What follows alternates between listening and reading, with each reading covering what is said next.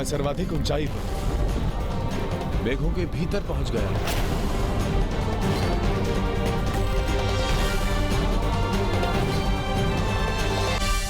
कुमार कार्तिकेय, देवराज, कुबेर जी, मैं ऊपर पहुंच गया हूं।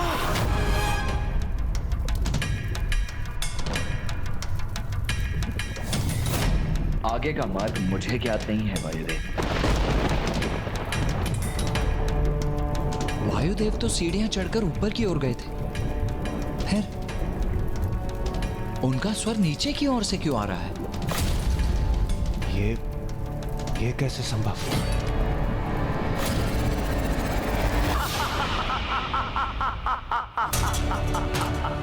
क्योंकि ये मेरे तारकासुर की माया है।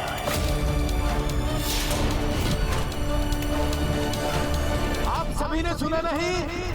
मैं ऊपर पहुंच गया हूं, आप भी आ जाइए।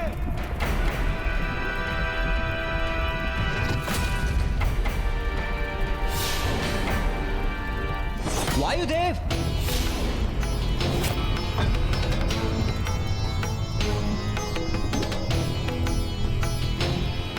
ये कैसे संभव है? मैं तो सीढ़ियां चढ़कर ऊपर गया था, ये नीचे कैसे पहुंच गया मैं?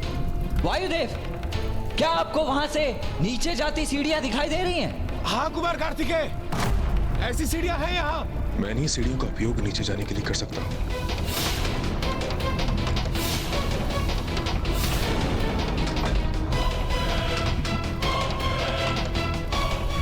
तो कहीं दिखाई भी नहीं दे। ज्ञात नहीं इन सीढ़ियों के मार्ग से जाकर वो कहाँ फंस गए होंगे। तो अब आप उन सीढ़ियों से नीचे उतर जाइए। कुमार कार्तिकेय, ये आप क्या कह रहे हैं? आप वायुदेव को नीचे जाने के लिए क्यों कह रहे हैं? वो वैसे ही एक गहरी खाई में, यदि वो वहां से नीचे गए तो सीधे पाताल लोक पहुंच जाएंगे। मेरा विश्वास कीजिए देवराज, मुझे ज्ञात है मैं क्या करने जा रहा हूं।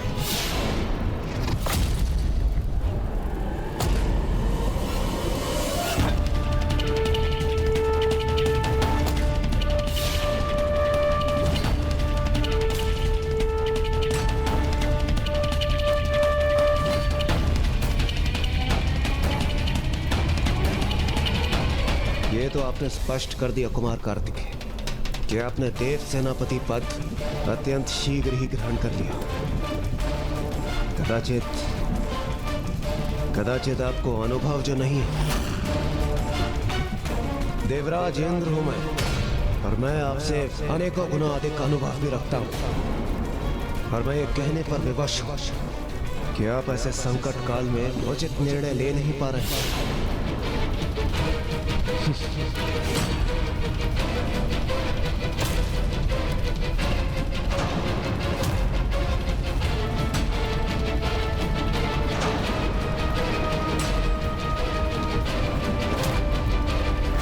देवराज, कुमार कार्तिकेय, कुबेर जी, मैं पुनः आपके निकट आ गया।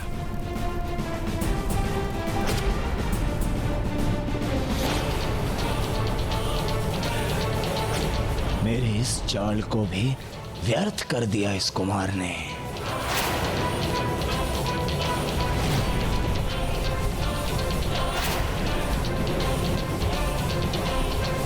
मुझे पूर्ण विश्वास है कि वहां ऊपर भवन में जाने के लिए हमें सीढ़ियां त्याग कर यहां नीचे ढलान में जाना होगा।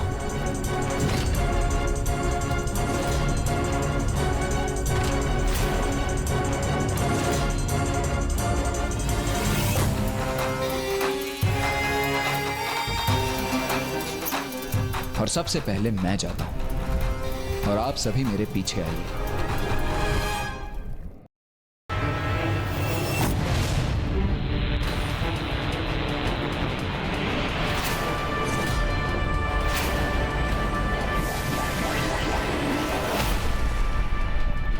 देवराज, वायुदेव, कुबेर जी, मैं ऊपर पहुंच गया।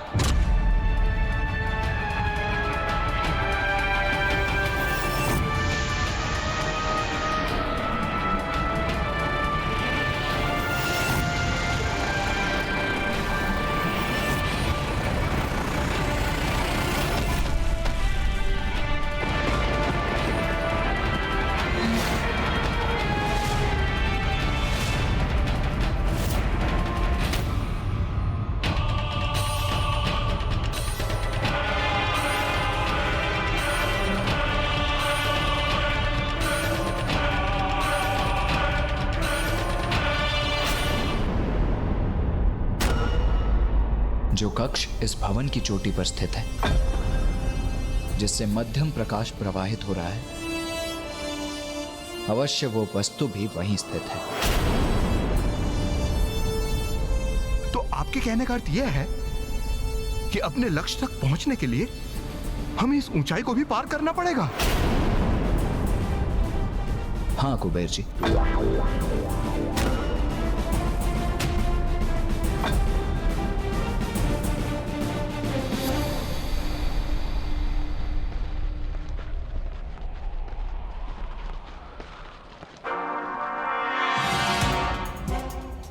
इन कुटिल देवताओं की योजना कुछ समझ नहीं आ रही मुझे। क्या वास्तव में ये कुछ ऐसा करने वाले हैं जो मुझे ज्ञात नहीं, या फिर सत्य में ही ये भ्रमित होकर भटक गए हैं? महाराज, अच्छा हुआ ये देवता किसी और भवन में प्रवेश कर गए। अब तो उनके और हमारे बीच में और भी दूरी स्थापित हो गई। मात्र प्रवेश करने से क्या होता है अट्टासुर? क्या ये भूल गए हो तुम? भले ही जहाँ ये देवता है वहाँ मैं नहीं हूँ, किंतु इन देवताओं के स्वागत के लिए उत्तम व्यवस्था है वहाँ। ऐसा जाल बिछाया है मैंने कि यदि वो कुमार कार्तिकेय और उन देवताओं ने आगे बढ़ने का दुस्साहस किया तो वो अत्यंत जघन्य पाप के भागीदार बनेंगे।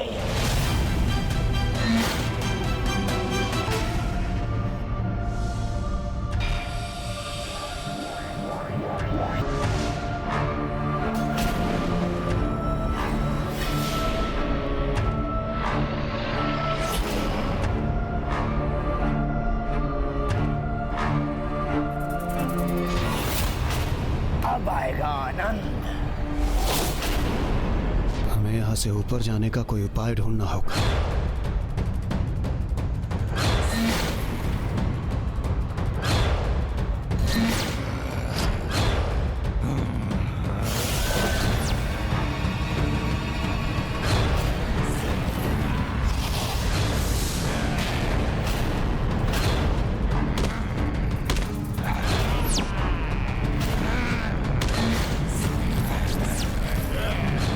देवगण, सभी एक साथ ही रहिए।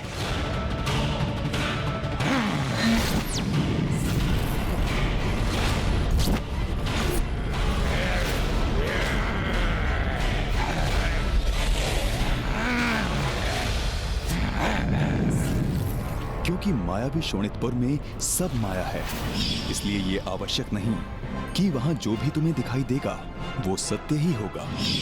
रुकिए देवगण, इन पर आक्रमण मत कीजिए। ये आप क्या कह रहे हैं कुमार कार्तिकेय? देवराज, आप बार बार एक ही भूल क्यों कर रहे हैं? आपको स्पष्ट किया तो था मैंने कि यहाँ जो कुछ दिखाई देता है सत्य उसके विपरीत होता है। इन पर कोई प्रहार नहीं करेगा, ये मेरा आदेश है।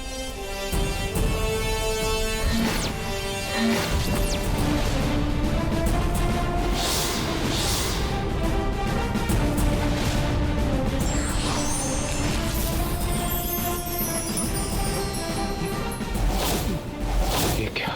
ये भयानक असुर तो ऋषियों में परिवर्तित हो गए।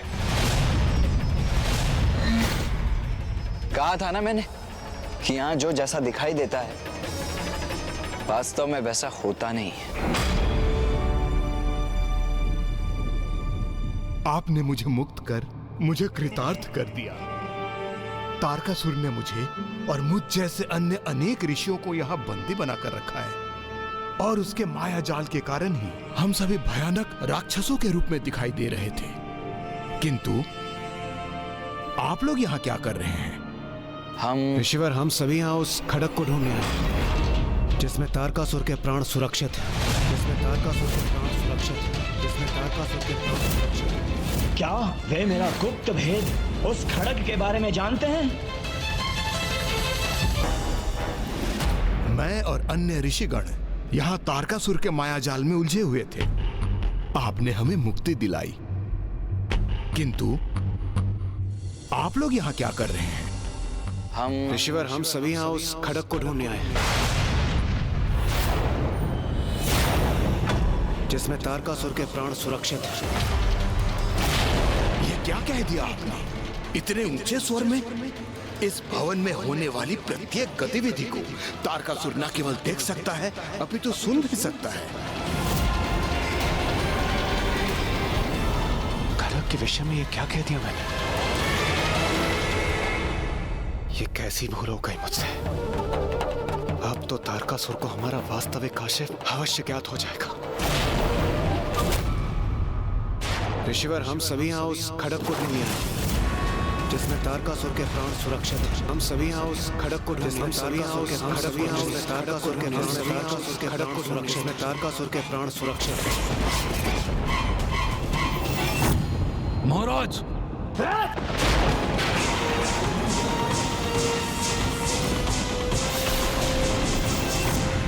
तारकासुर की वो आशंका तो सत्य हो गई जिसका उसे सर्वाधिक भय था।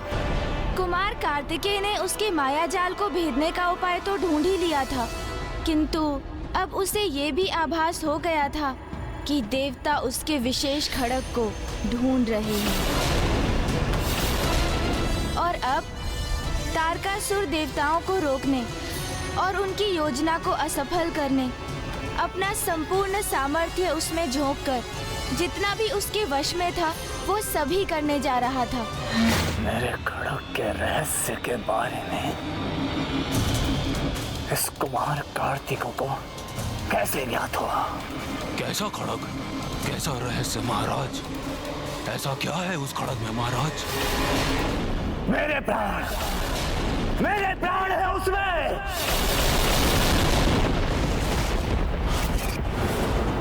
और जिसमें मेरे प्राण सुरक्षित है, उस खड़ग का स्पर्श भी यदि वो कुमार करे, कदापि स्वीकार नहीं है मुझे।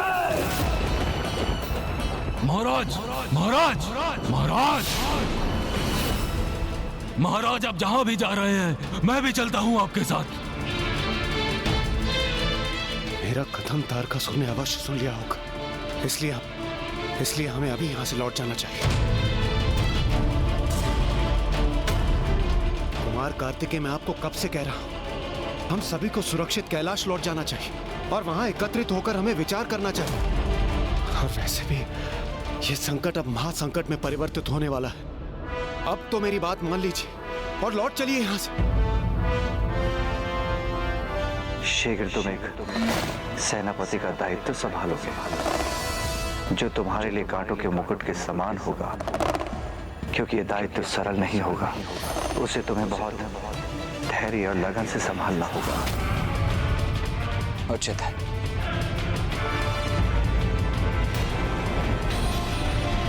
बस अब बहुत हो गई देवताओं की मनमानी, किंतु अब मैं उन्हें उचित पाठ पढ़ाऊंगा। प्रतीत होता है भीषण युद्ध के लिए तत्पर हैं। तो अब महाराज अपने खड़ग की रक्षा हेतु उस भवन की ओर बढ़ रहे हैं, किंतु उनके द्वारा बिछाए शोणितपुर के मायावी जाल को तो उन्हें स्वयं भी पार करने होंगे। हाँ कुमार कार्तिकेय, यही सर्वोत्तम निर्णय है।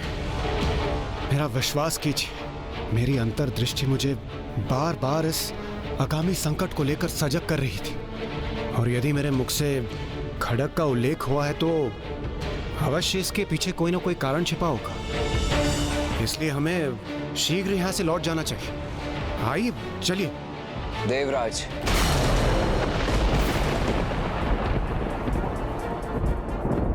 मैं आपको वायुदेव और कुबेर देव को यहाँ से जाने से नहीं रोकूंगा,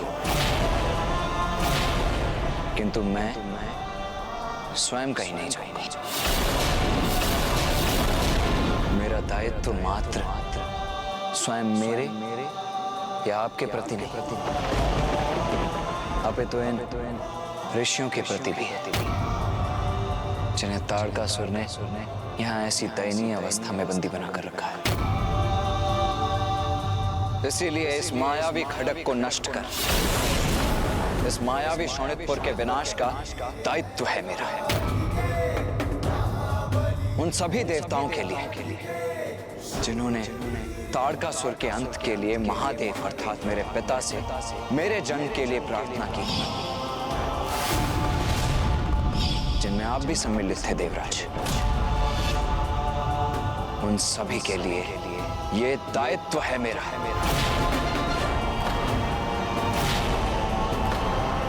मेरे पिता महादेव, नारायण, ब्रह्मदेव और मेरी मां, जिन्होंने मुझे देव सेनापति के पद पर प्रतिष्ठित किया और ये कार्य सौंपा उनके प्रति। ये दायित्व है मेरा, ये दायित्व है मेरा, ये दायित्व है मेरा।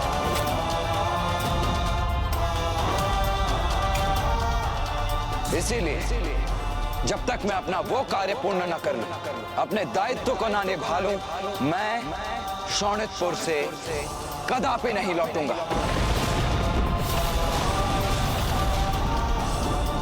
ऋषिगण, आप चिंता मत कीजिए, हम शीघ्र ही पुनः लौटकर आपको शोणितपुर से बाहर लेकर जाएंगे। कुमार कार्तिकेय, आपको जो करना है शीघ्र करें, क्योंकि अब तक उधर तारकासुर को आपकी योजना और उद्देश्य का भान हो चुका होगा और वो अब किसी भी क्षण यहाँ आकर आपको रोकने का प्रयास अवश्य करेगा, ताकि आप उस खड्ग तक ना पहुँच सके। अच्छा, अब हमें आज्ञा दीजिए। प्रणाम।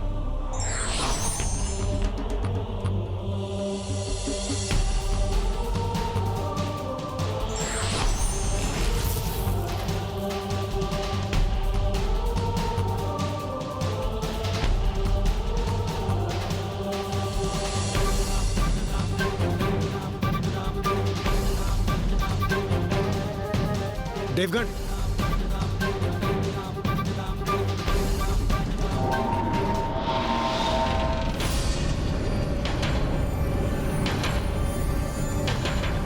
ज्ञात नहीं इस मायावी भवन में कहां से क्या किस रूप में उत्पन्न होकर वार करते।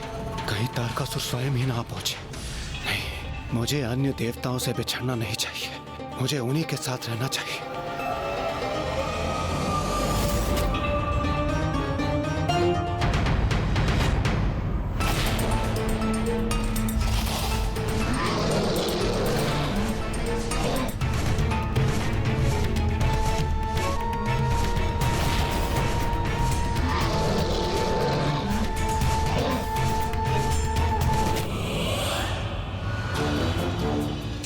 अब इस कुमार कार्तिकेय की क्रीड़ा का अंत करूंगा मैं।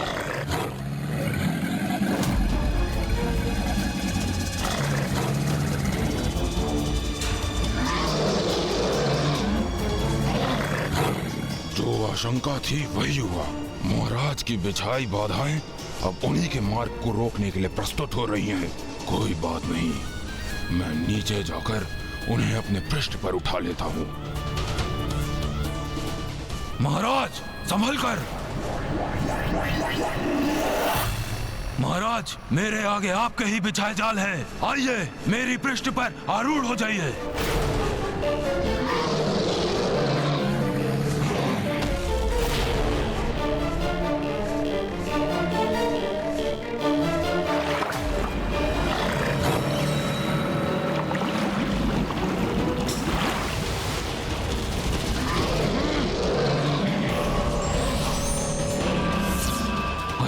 महाराज के पांव जहां पड़ रहे हैं, ये मायावी जीव स्वयं उनके मार्ग से हट रहे हैं और ये मायावी जल उनके पांव रखने हेतु थल में परिवर्तित हो रहा है। मोर खट्टा सर, शोणितपुर का निर्माण स्वयं किया है मैंने। यहाँ का प्रत्येक जीव सेवक है मेरा, और कोई सेवक अपने स्वामी का मार्ग कैसे बाधित कर सकता है?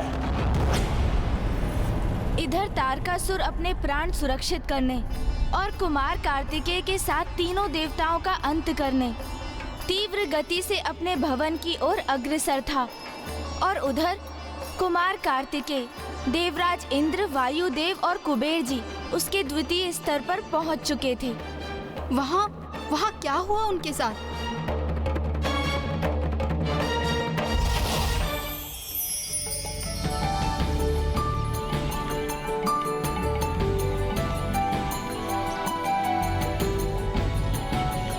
कितना सुंदर दृश्य है। इतना सुंदर उपवन तो हमने कहीं नहीं देखा, और वो जो पुष्प, इतने दुर्लभ पुष्प तो हमारी नगरी में भी नहीं है। आनंद आ गया। सुंदर, अति सुंदर, कितना भव्य और मनमोहक चित्र है ये।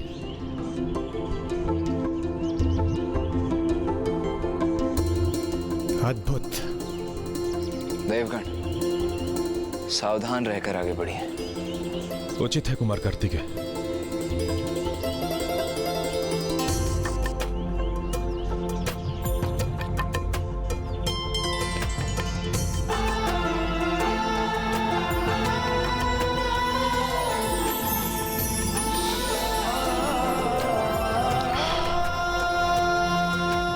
कितना कोमल स्पर्श था ये।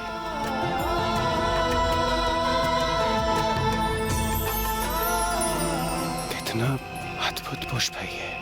यदि ये देवी शची के केशों में सुशोभित होता तो उनके सौंदर्य को अनेकों गुना बढ़ा देता।